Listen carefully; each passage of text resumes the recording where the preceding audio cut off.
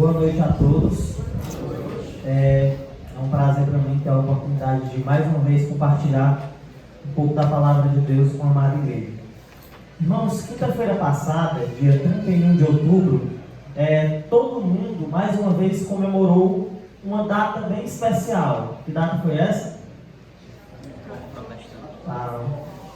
Ninguém respondeu o dia das bruxas, não. Foi o dia da Reforma Protestante. Esse dia, ele relembra um evento que aconteceu no ano de 1517. Nesse ano, como bem sabemos, Deus ele levantou um homem para batalhar contra todo um sistema de governo mundial que estava sendo estabelecido. O nome desse homem era Martinho Lutero. E Lutero, no dia 31 de outubro, ao fixar suas 95 teses na porta da igreja do castelo em Wittenberg, mal sabia, mas naquele dia, este homem estava mudando o mundo. E uma verdade inegável, quando nós estudamos o contexto em que Lutero vivia, é que o mundo estava urgentemente precisando de uma mudança.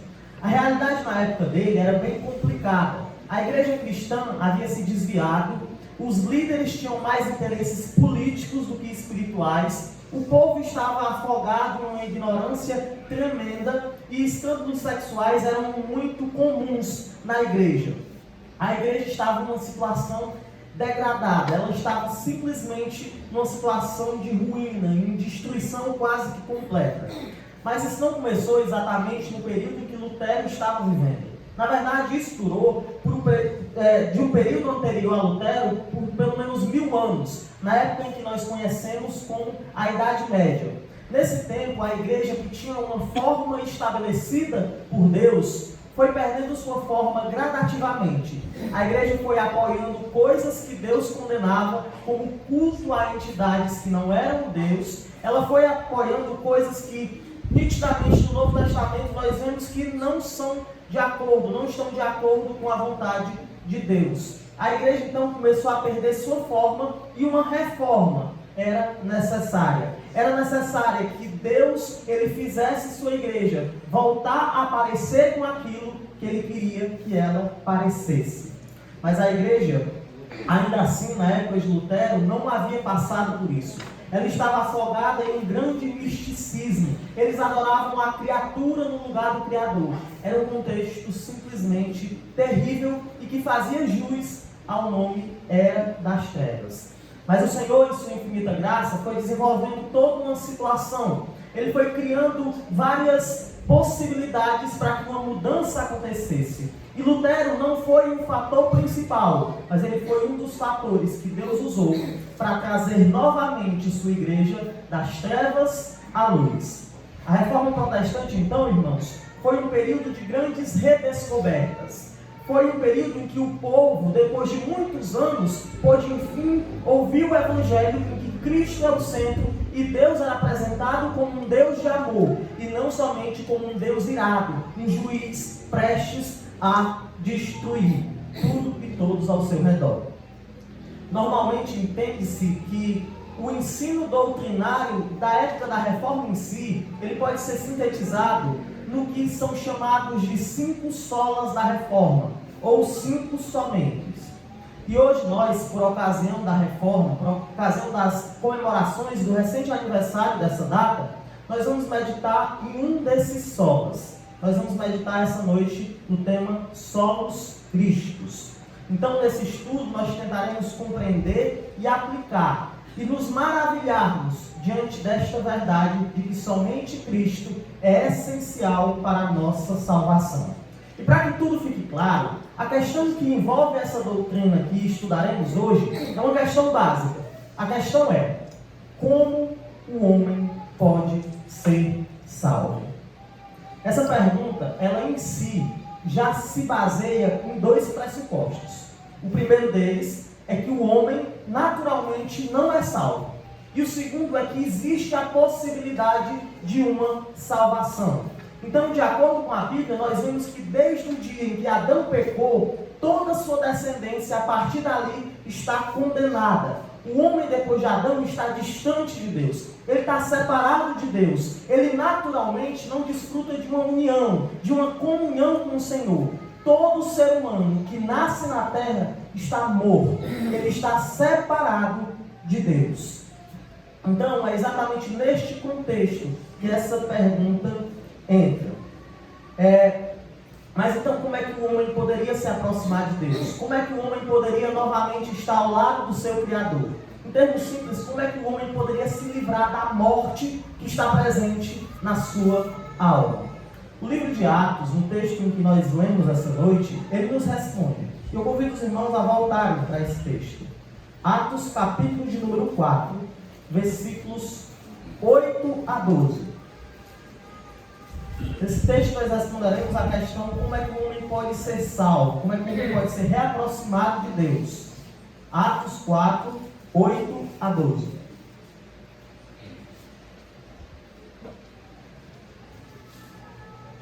Diz o seguinte: então Pedro, cheio do Espírito Santo, lhes disse: autoridade do povo e anciãos, visto que hoje somos interrogados a propósito do benefício feito ao homem enfermo e do modo por que foi curado, tomai conhecimento vós todos e todo o povo de Israel, de que em nome de Jesus Cristo, Nazareno, a quem vós crucificastes e a quem Deus ressuscitou dentre os mortos, sim, em seu nome é que está curado perante vós. Este Jesus é a pedra rejeitada por vós, os construtores, a qual se tornou a pedra angular. E não há salvação em nenhum outro, porque abaixo do céu não existe nenhum outro nome dado entre os homens pelo qual importa que sejamos salvos.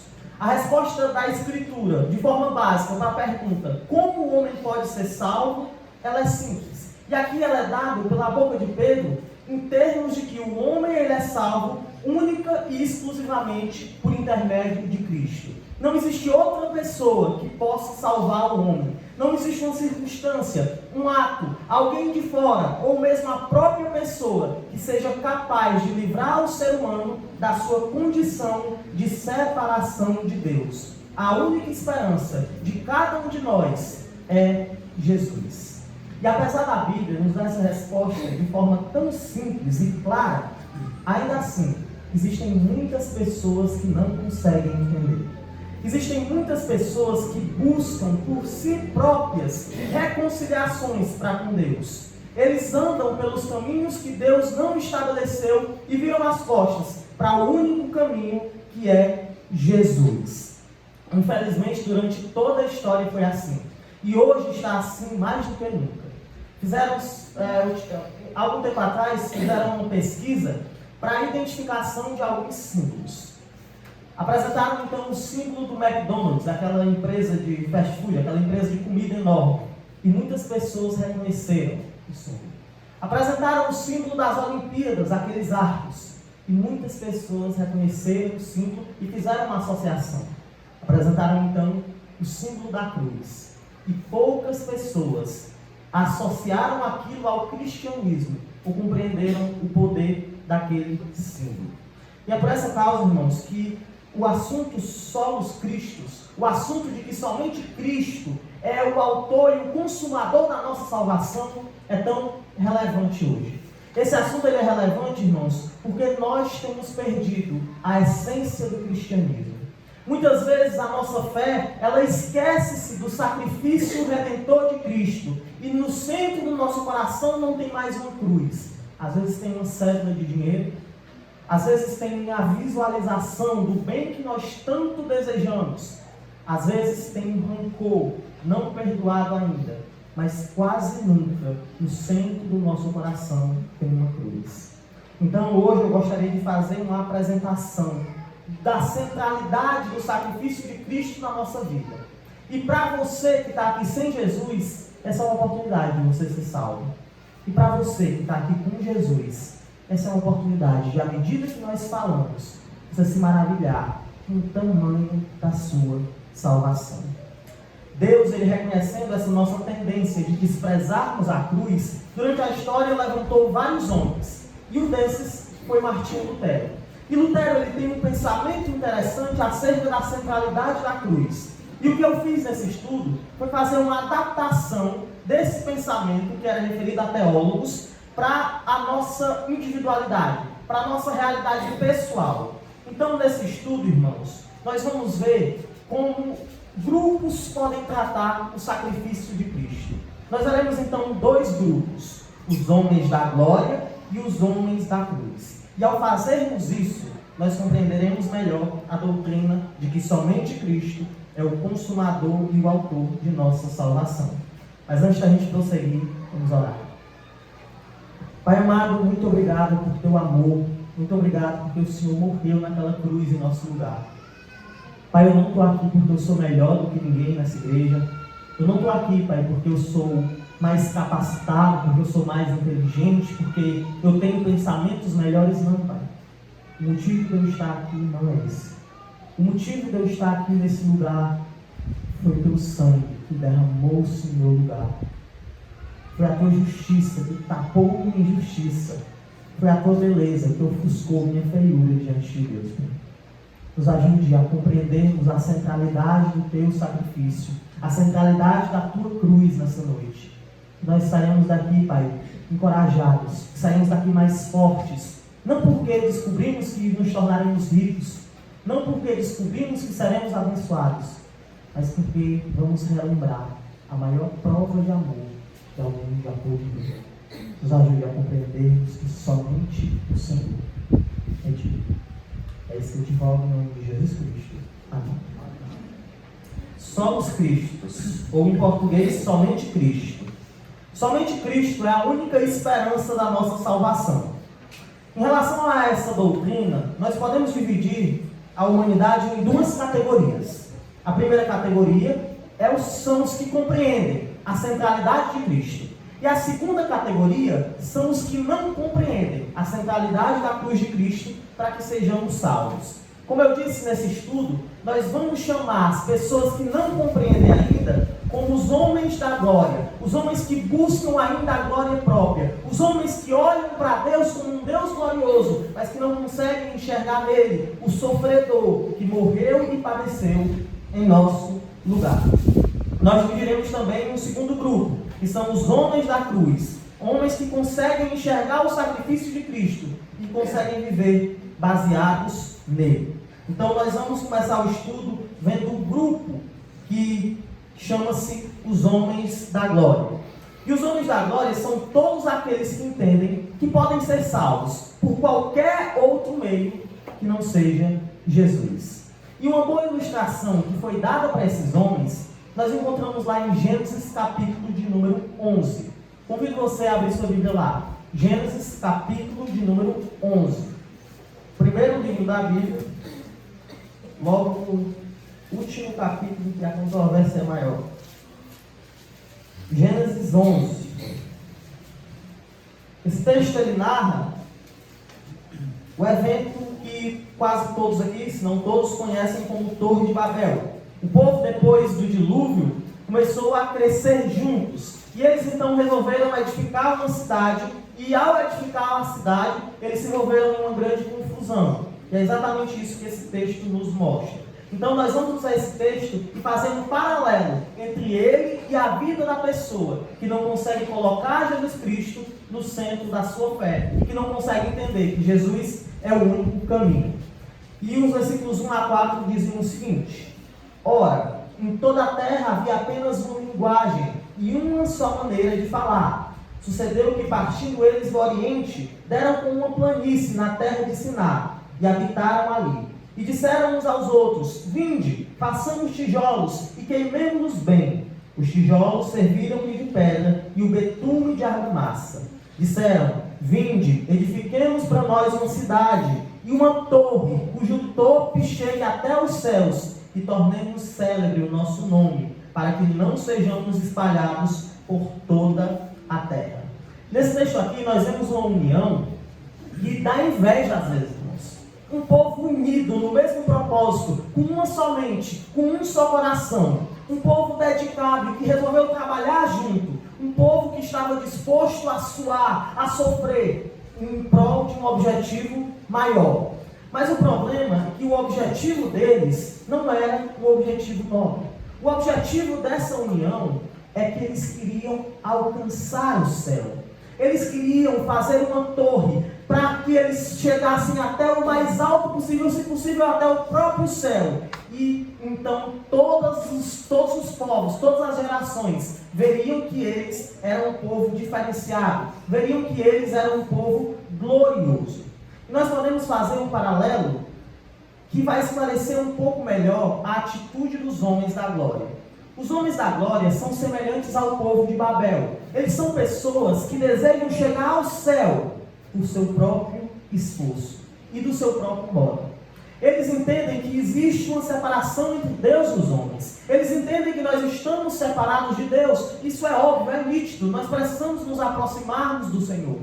Mas ao invés de se sujeitarem ao caminho que é Cristo, eles tentam desenvolver atalhos. Eles tentam construir escadas. Eles tentam abrir, desbravar e construir caminhos que os levem até o céu. E muitas pessoas nos nossos dias se enganam a esse respeito. Muitas pessoas no nosso tempo tentam estabelecer os seus próprios meios, os seus próprios caminhos para que cheguem até o céu. Muitas pessoas acham que podem viver à sua maneira e que ao fim de sua vida serão recebidas do outro lado por um Deus de braços abertos. Essas pessoas estão extremamente equivocadas. Talvez você que chegou aqui nessa noite seja uma dessas pessoas. Uma pessoa que tem construído o seu próprio caminho para chegar a Deus e que acha que este caminho será a solução. Mas a verdade é que o homem, quando ele quer chegar a Deus a partir de si mesmo, ele constrói caminhos falhos. E vamos chamar esses caminhos de escadas. Vamos chamar essas escadas e consideraremos a partir de agora alguma delas. E a primeira escada é que o homem que quer chegar a Deus, por meio dos seus próprios méritos, por meio do seu próprio eu, por meio das suas capacidades interiores, gosta de levantar, é a escada do pensamento.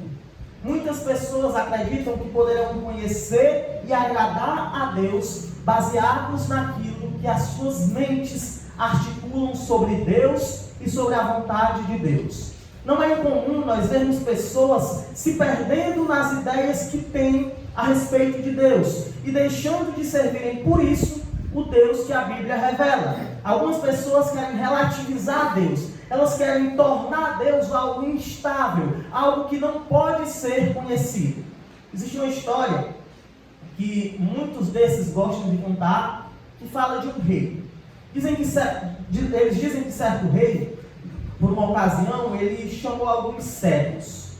E ele convocou todos esses cegos para se colocarem diante da presença dele. E ele também pediu que se arrumassem um elefante. Então, colocaram ali dentro de em um pátio grande esse elefante. Então convocou-se os cegos e os cegos foram até lá. Então ele mandou que eles apalpassem aquele elefante e dissessem o que era aquilo. O cego que pegou no chifre aqui do elefante, ele não sei qual é aquilo, o dente dele, não sei. Ele disse, rapaz, isso aqui é uma lança. O que pegou na perna disse, é uma coluna. O que pegou no rabo disse, é uma corda. O que pegou na barriga disse, é uma parede. Então o rei disse assim, vocês estão vendo? Deus é assim. Cada pessoa conhece um pedaço de Deus, mas ninguém conhece Deus como um todo. Cada religião, ela serve Deus de uma certa maneira, mas ninguém serve Deus como um todo. Esse rei era um tolo. Por quê? Porque ele podia ver. A Bíblia nos revela um Deus, mas muitas vezes os homens querem relativizar Deus. Eles querem dizer que a vontade de Deus ela é o que nós pensamos. A vontade de Deus é uma coisa individual, é uma coisa que está presa, que está cativa à nossa própria vontade. Mas o fato é que não. Deus ele tem uma verdade. Deus ele tem os seus meios. Deus tem uma identidade bem estabelecida. E nós podemos ver Deus se nós olharmos através de sua palavra. Mas os homens da glória que levantam a escada do pensamento, eles pensam que nós podemos ver Deus por meio de nós mesmos. Mas eles não param por aí, porque eles ainda pensam que Deus está morto. E por isso eles querem estabelecer um cristianismo ou uma fé sem Deus. A máxima deles é que você não precisa de Deus, você só precisa de uma espiritualidade. Você não precisa necessariamente crer em Deus, você só precisa ser alguém que crê em algo maior. Eu me lembro de certa vez que eu estava conversando com um homem, e ele era um homem muito bem de vida, ganhou muito dinheiro já, é um homem que, humanamente falando, tem uma vida excelente. Ele é uma pessoa que tem uma saúde boa, mas ele tem um problema, ele acha bom beber cachaça, e principalmente se for uísque. E esse homem, ele um dia chegou perto de mim e começou a falar tão bonito. Ele começou a falar com palavras bem articuladas. Era um discurso muito bonito e que poderia convencer qualquer pessoa despreparada. Ele disse assim: eu não acredito em Deus, não. Eu não acredito em Deus. Você acredita em quê? Eu não acredito em um Deus assim. Eu sei que tem algo maior. Tem uma força maior que cuida de nós. Mas agora eu não chamo esse Deus como vocês chamam. Eu não acredito nesse Deus, não. Eu só acredito nessa força maior que me protege. Aí eu olhei para ele e disse: essa força maior disse que não veio dentro do reino dos céus. Ele ficou um pouco zangado comigo, mas a realidade é essa. As pessoas, elas querem criar uma espiritualidade sem Deus. Elas querem viver de acordo com seus próprios preceitos, mas elas não entendem que isso vai gerar para elas uma terrível perdição. Talvez tenha alguém aqui essa noite que chegou nesse lugar carregado de ideias sobre Deus. Uma pessoa que nunca se sentou na frente da palavra dele e tentou aprender como ele de fato é. Uma pessoa que vive sua vida de acordo com seus próprios preceitos e acredita que ainda assim está agradando a Deus. Talvez alguém tenha vindo por curiosidade ou mesmo para agradar alguém que conhece. Essas pessoas em geral normalmente acreditam que o seu coração está bom como está. Você não precisa mudar nada, é o que elas acreditam. Mas a realidade é que não é assim.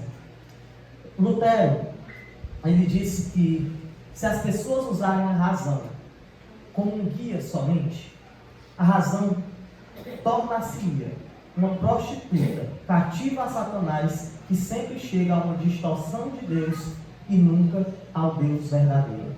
O caminho da glória pessoal, o caminho da glória própria, ele nos leva a levantar escadas, mas essas escadas não podem chegar até Deus. Mas aí existe uma segunda escada, que o povo que imita Babel, que quer chegar até Deus pelo seu próprio esforço, tem a tendência de levantar. A escada das boas obras.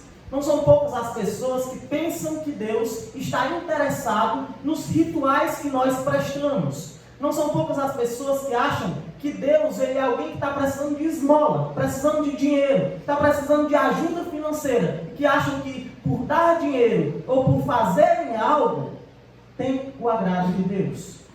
A verdade é que o céu, ele não é como um banco, onde você chega e faz um contrato e se você respeitar as regras, você pode receber bônus ou comissões. Não é assim que as coisas funcionam. Uma das grandes manifestações dessa tentativa de se chegar até Deus por meio das obras, no nosso tempo, é a caridade.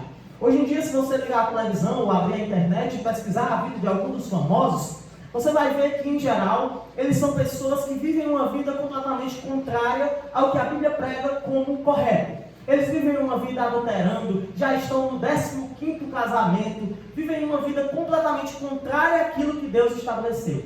Mas se você pesquisar um pouco mais, provavelmente você vai ver que essas pessoas ajudam muito a caridade. Essas pessoas ajudam ONGs, essas pessoas distribuem seus bens na África, fazem campanhas de arrecadação de dinheiro aos pobres e acham que assim serão aceitas pelo divino. Mas Deus ele não precisa de esmolas.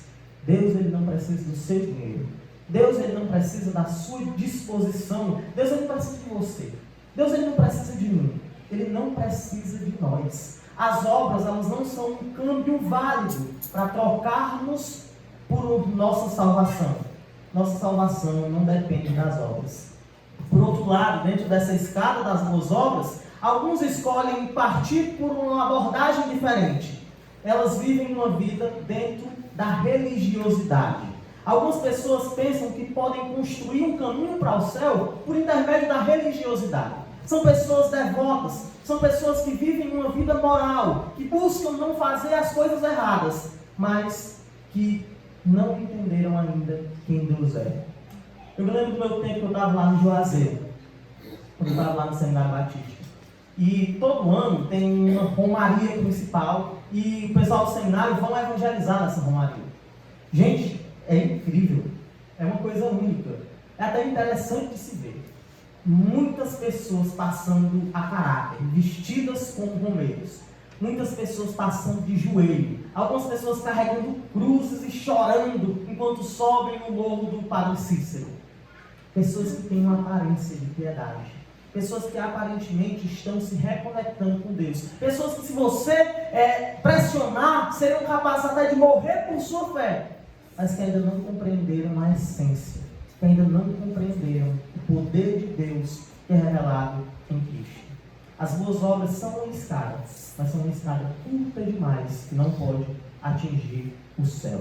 Mas ainda nós podemos listar uma terceira escada, que esses homens que imitam Babel tentam levantar. Essa é a escada do misticismo. E misticismo é muito interessante de se falar. Isso interessa quase todo mundo. E o paralelo é o seguinte: na escada do pensamento, o que acontece é que as pessoas tentam se aproximar de Deus por meio daquilo que elas acham. Já na escada das boas obras, as pessoas tentam se aproximar de Deus por aquilo que elas fazem. Na escada do misticismo, as pessoas tentam se aproximar de Deus por aquilo que elas sentem. Nessa escada, as pessoas buscam uma experiência diferente com Deus. E acham que essa experiência, ela vai determinar se são salvas ou não. E nós, como brasileiros, temos uma grande experiência com isso, com pessoas assim. Você não é incomum encontrar pessoas que dizem: Deus conversou comigo ontem à noite. E o que foi que ele disse? Aí a pessoa responde: Deus tem uma mensagem para a sua vida hoje. Deus, ele mandou dizer que você vai vencer aquilo que você está passando. Hoje é comum nós encontrarmos pessoas assim, pessoas que são extremamente apegadas ao sobrenatural. E todos nós temos até essa inclinação. Deixa eu fazer uma pergunta para vocês. Próximo domingo, eu tenho 2 temas de pregação. Mas eu não vou pregar, só um exemplo. O primeiro tema é uma exposição do livro de Naum. E o segundo tema é a história de um homem que foi salvo por um anjo. Como é que vocês querem ouvir? A gente tem uma curiosidade por esse sobrenatural. Mas o grande problema é que existem pessoas que desejam basear sua comunhão com Deus naquilo que elas sentem. É comum pessoas falarem de revelação direta de Deus ainda hoje. Pessoas entendem que Deus falou com elas. Pessoas entendem que elas têm um relacionamento tão íntimo com Deus, que Deus fica conversando diariamente com elas, revelando o segredo para as outras pessoas. É comum essas coisas acontecerem. Pessoas que gostam de repetir orações como se fossem um mantra. E talvez exista alguém aqui que faz isso. E chega numa situação de perigo, já tem a oraçãozinha padrão para falar naquele momento. Pessoas que têm a Bíblia como um amuleto sagrado. Bota lá a Bíblia dentro de casa, em cima da mesa da sala, para que proteja dos demônios. E o fato é que a nossa Bíblia não serve como um amuleto. A Bíblia só serve se for lida, entendida e aplicada. Senão é só um livro comum. Irmãos, mas o problema é que muitas vezes as pessoas baseiam sua vida na emoção. Mas a emoção, esse misticismo, é uma escada curta demais para chegar até Deus. Quando eu estava lá no Cariri, eu ouvi uma história bem interessante. Disseram lá, um pastor mesmo disse, acho que ele era diretor do seminário desse tempo, que um dia um amigo dele, pastor, fiel, crê como a gente crê na Bíblia, não é a pessoa que anda com doidice, como fiel a Deus, crente de verdade. Ele estava no escritório dele, no gabinete pastoral. Um pouco ele olhou para o lado, viu um anjo. Um anjo apareceu na frente do homem. Aí o anjo olhou para ele e disse: você vai morrer tal dia. Aí o anjo sumiu. Aí ele pegou, foi até a luzinha que estava no escritório dele e anotou: eu vou morrer tal dia. O anjo disse: vocês vão me deitar, que eu acho que eu estou delirando, eu estudei demais. Foi se deitar no dia, quando ele acordou, estava lá escrito: você vai morrer tal dia. Esse homem começou a viver normalmente. Então, no dia que o anjo falou que ele iria morrer, ele não morreu. E aí? Vamos dizer que é mentira a experiência desse homem? Não. Mas ele não escolheu viver baseado nessa experiência. Ele escolheu viver baseado no que a Bíblia diz. Nós não podemos tornar as experiências, as nossas impressões físicas na base da nossa fé. Mas muitas pessoas fazem isso.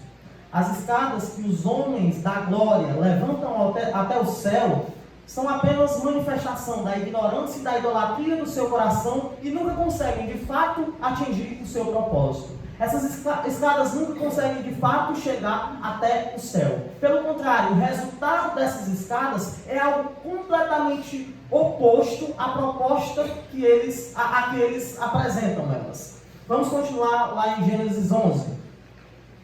Continuação do texto. Agora no versículo de número 5.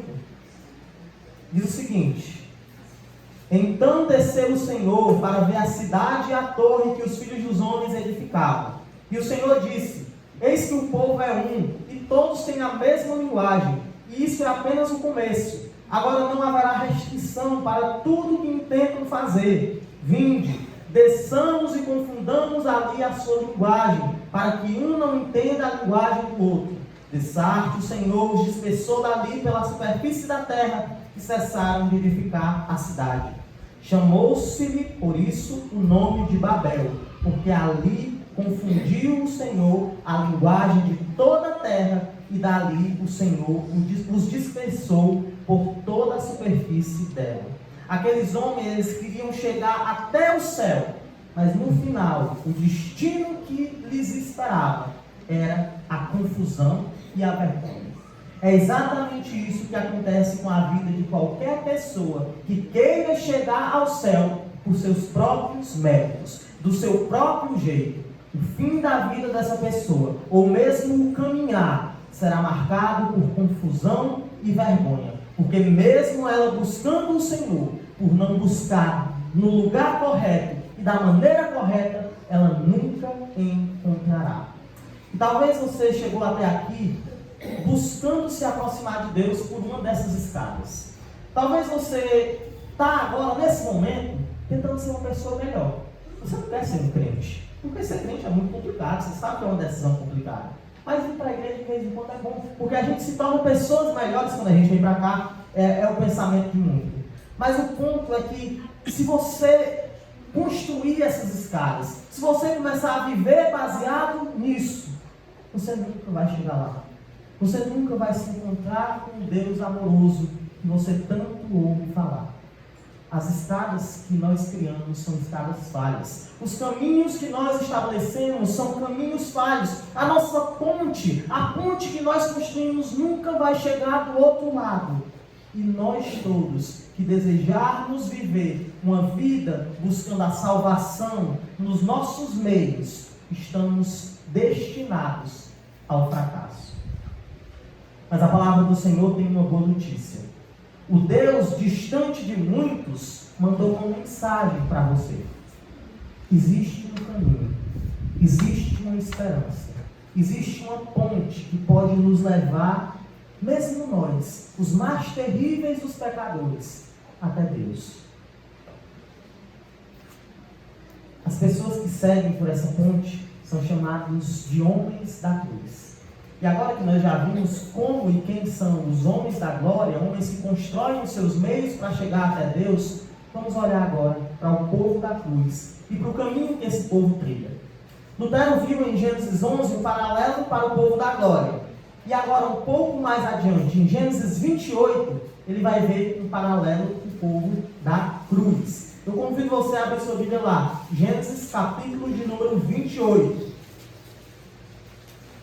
Gênesis 28, versículos de 10 a 17.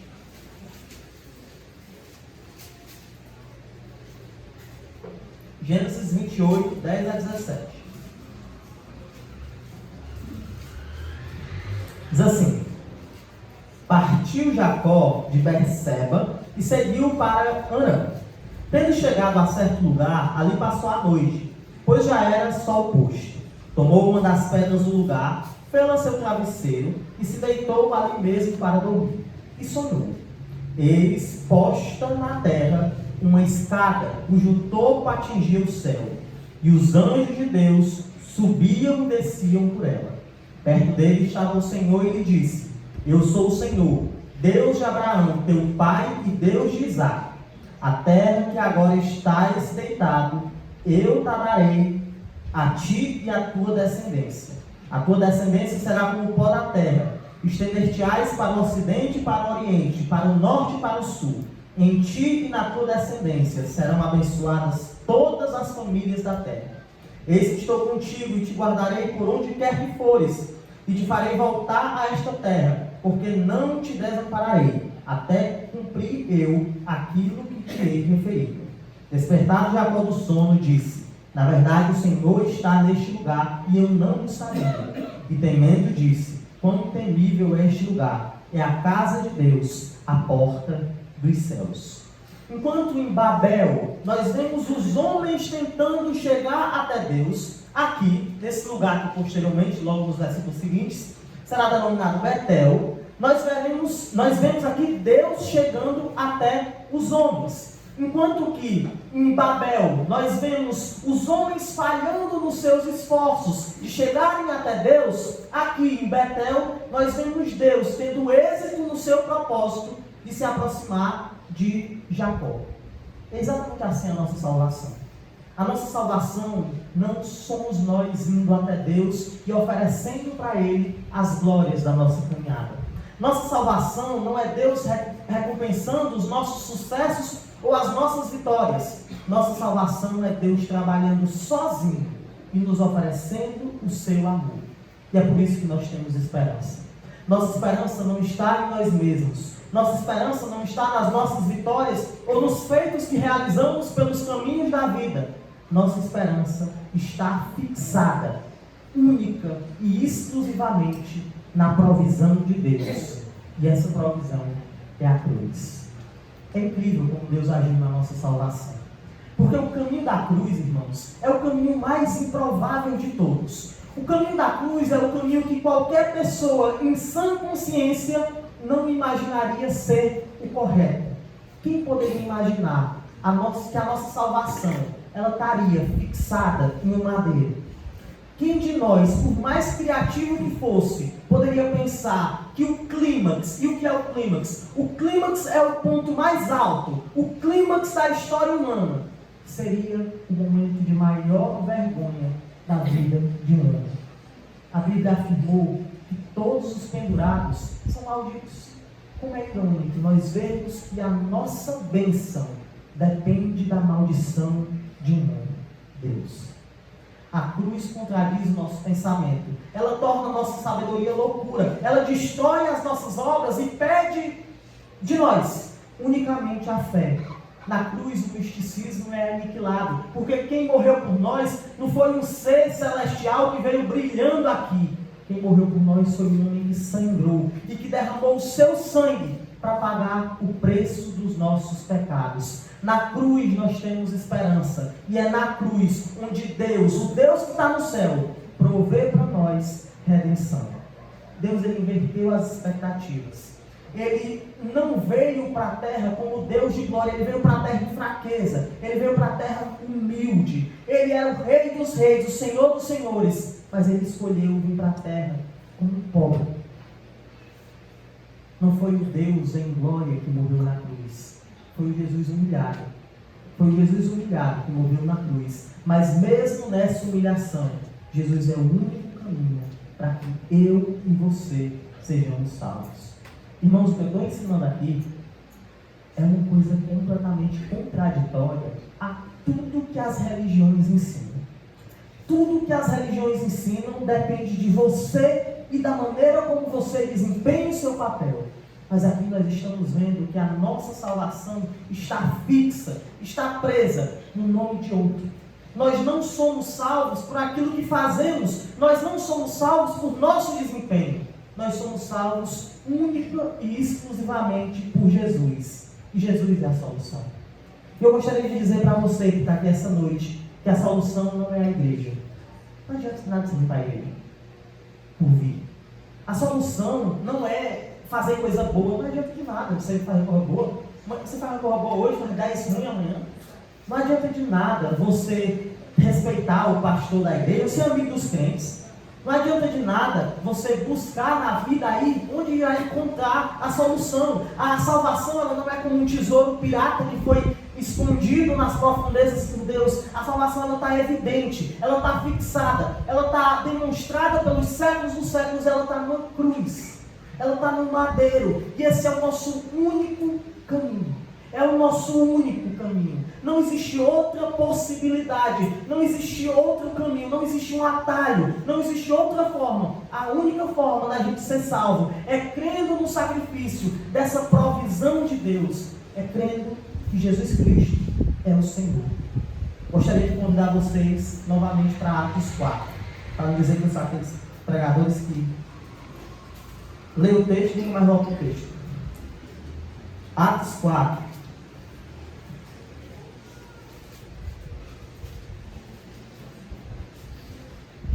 Vamos agora observar o poder dessas palavras. Versículos 10 e 11. Ele diz o seguinte: Jesus é pedra rejeitada por vós, os construtores, no caso aqui imediato, povo de Israel, a qual se tornou a pedra angular, e não há salvação em nenhum outro.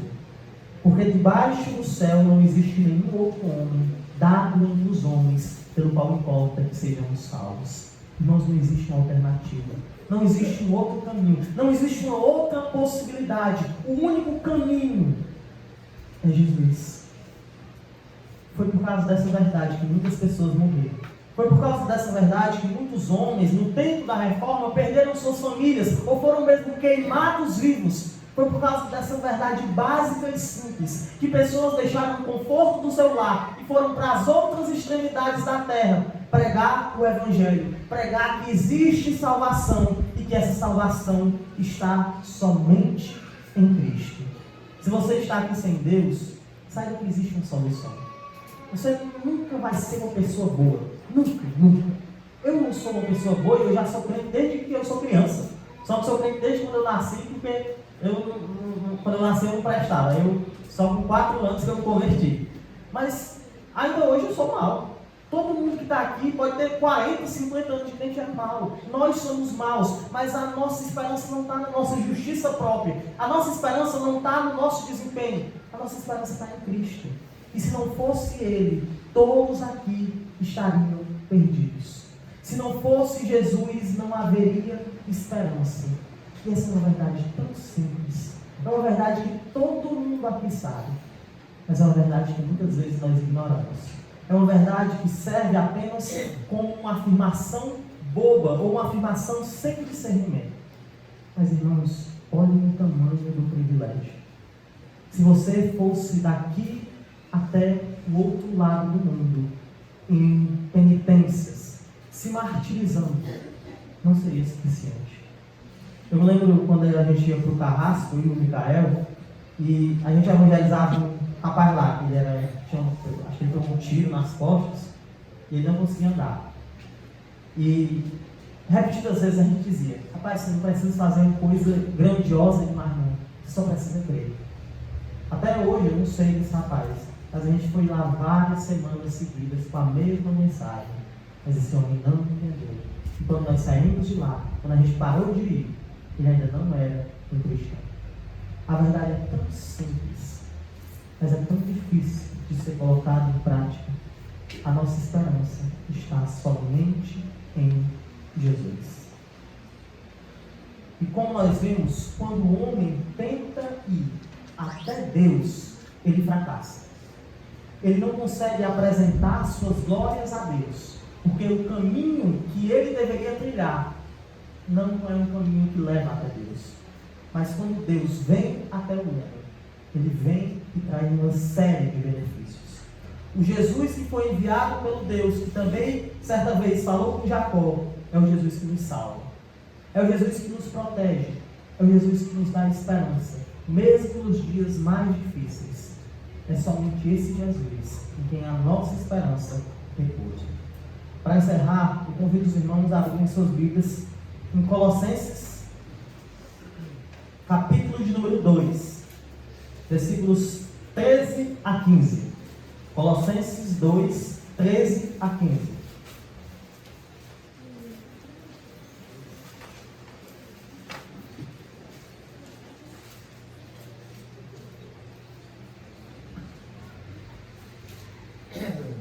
Diz o seguinte a palavra de Deus: e a vós outros, que estáveis mortos pelas vossas transgressões e pela incircuncisão da vossa carne, vos deu vida juntamente com ele, perdoando todos os nossos delitos. Que maravilha!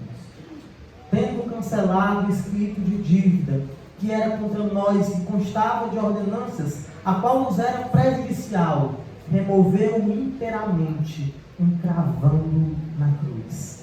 E despojando os principados e as potestades, publicamente os expôs ao desprezo, triunfando deles na cruz. A nossa esperança é somente Cristo. É somente Cristo a causa, o autor, o consumador e o mantenedor da nossa salvação. Nossa esperança deve estar em Cristo. Amém. Vamos orar. Senhor nosso Deus, nosso Pai, muito obrigado porque o Senhor é nossa esperança. Muito obrigado porque nossa esperança não está nas nossas obras, porque senão nós estaríamos em maus lençóis. Nós estaríamos, Pai, perdidos, se dependesse de nós. Eu conheço meu coração, eu sei o quanto eu sou mal, mas eu te agradeço por causa da cruz. Eu te agradeço porque o Senhor proveu essa cruz que nunca alcançaríamos por nossos próprios esforços, mas que o Senhor trouxe até nós. Obrigado por sua vida. Obrigado, Senhor Jesus, porque o Senhor encarnou, porque o Senhor sofreu naquela cruz pensando em mim e nos outros. Muito obrigado por tudo que o Senhor tem feito em nosso favor. Se tem alguém aqui, Pai, que ouviu essa mensagem, que essa mensagem tem trabalhado no seu coração nos últimos tempos, ou que hoje trabalhou, que essa pessoa, Pai, venha se ajoelhar diante de Ti, no coração dela. Que ela venha chamar com todo o seu ser e entender que o Senhor é a única alternativa. Muito obrigado por tudo, Pai. Em nome de Jesus Cristo te agradecemos. Amém.